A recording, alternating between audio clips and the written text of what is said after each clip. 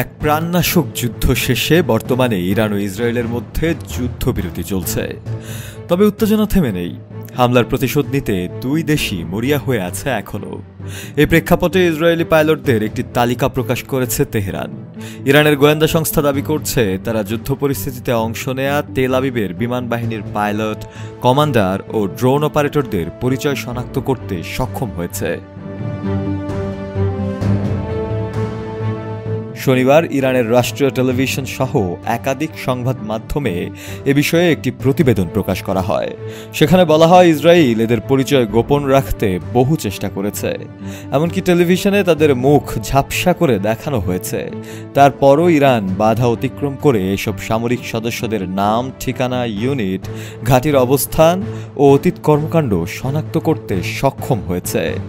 ইতিমধ্যে দুজন পাইলটের পরিচয় প্রকাশও করা হয়েছে, যাদের মধ্যে রয়েছেন মেজর রিয়েলাশ, যিনি স্কোয়াড্রন 119-এর ডেপুটি কমিশনার, এবং তার স্বামী বার প্রিন্স। একমাত্র স্মার্ট সিটি বসুন্ধরা, আধুনিকতায় এক ধাপ এগিয়ে।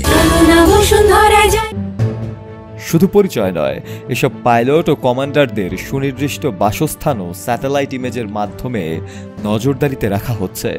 তাদের চলাফেরার পথ পর্যন্ত নজরে রেখেছে ইরানি গোয়েন্দা সংস্থা।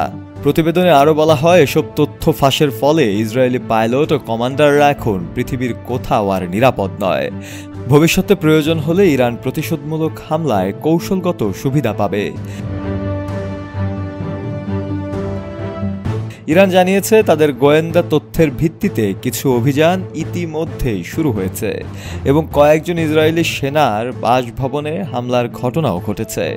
সবশেষ ইরান জানিয়েছে তথ্য ফাঁস কেবল একটি নমুনা মাত্র। ভবিষ্যতে আরও বহু গোপন তথ্য ফাঁস করা হবে। এসব তথ্য ইসরায়েলের নিরাপত্তা ব্যবস্থার জন্য গুরুতর অস্বস্তির কারণ হয়ে দাঁড়াবে বলেও ধারণা করা হচ্ছে।